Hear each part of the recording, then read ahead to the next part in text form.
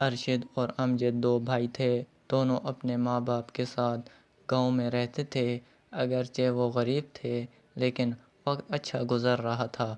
غربت کے باوجود ماں اپنے بچوں کا بہت خیال رکھتی تھی۔ اس کی کوشش ہوتی تھی کہ وہ اپنے بچوں کو صاف ستھرے اچھے کپڑے پہنائے اور اچھا کھانا کھلائے، لیکن کرنا خدا کا یہ ہوا کہ ماں کچھ عرصے بیمار رہ کر فوت ہو گئی۔ ان دونوں بھائیوں پر غم کا پہاڑ ٹوٹ پڑا۔ ان کے ابو اور چچا وغیرہ ان کا خیال کرنے لگے، لیکن ماں کی کمی انہیں بہت محسوس ہوتی تھی، اور اب گاؤں میں ان کا دل نہیں لگتا تھا۔ گاؤں میں روزگار بھی نہ ہونے کے برابر تھا۔ تنگ دستی اور غربت بڑھ رہی تھی۔ حالات ایسے تھے کہ یہ دونوں بھائی اسکول بھی نہیں جا سکتے تھے۔ ان کے ابو نے حالات میں بہتری لانے کے لیے گاؤں چھوڑ کر شہر جانے کا فیصلہ کیا۔ شہر میں آ کر ان کے ابو نے محنت مزدوری شروع کر دی اور حالات بہتر کرنے کے لیے ان دونوں بھائیوں کو بھی چھوٹے چھوٹے کاموں پر لگا دیا۔ ارشد کو ایک اسٹور پر ملازمت ملی۔ اب وہ سارا دن اسٹور پر رہتا، گاہک آتے رہتے اور وہ انہیں ان کی مطالبہ چیزیں نکال کر دیتا۔ کاپیاں، پنسلیں، کاغذ، اس اسٹور پر زیادہ پڑھنے لکھنے کی چیزیں تھیں۔ ایک دن اس اسٹور پر ایک آنٹی آئیں۔ وہ بچوں کی کہانیاں لکھتی تھیں۔ ارشد کو معلوم ہوا تو اس نے کہا، میری کہانی بھی لکھ دیں، تمہیں کیسی کہانی پسند ہے؟ آنٹی نے پوچھا۔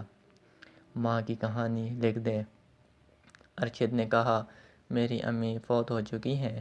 ارشد بولا، ٹھیک ہے۔ آنٹی نے کہا، لیکن ایک بات مانو گے؟ جی۔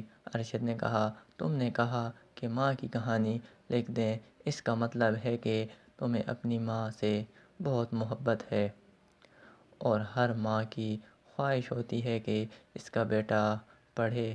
اگر تم اسکول نہیں جا سکتے تو فارغ وقت میں پڑھ سکتے ہو۔ تھوڑی سی کوشش سے اور کسی کی مدد سے تمہیں لکھنا پڑھنا آ جائے گا۔ اس طرح نہیں، کہانیاں پڑھنی آ جائیں گی۔ اچھائی اور برائی کا پتہ چلے گا، کیونکہ تعلیم ہی اچھی زندگی گزارنے کا طریقہ بتاتی ہے۔ ایک پڑھے لکھے انسان اور ان پڑھ میں بہت فرق ہوتا ہے۔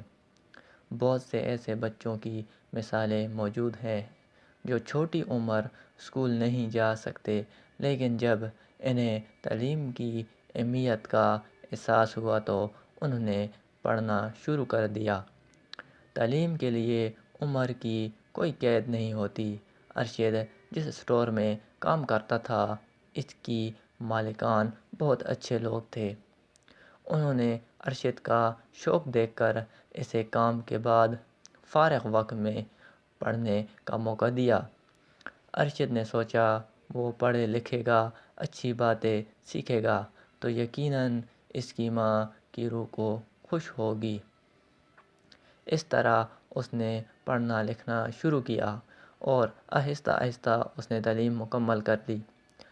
اب وہ M.Com کر چکا ہے۔ ایک فیکٹری میں مینیجر کی جاب کر رہا ہے۔ آج بھی وہ اس خاتون کو یاد کرتا ہے جس نے اس کو نصیحت کی، اور بات اس کے دل میں اتر گئی۔ اس طرح اس نے تعلیم کا سلسلہ شروع کیا اور آج ایک باوقار زندگی گزار رہا ہے۔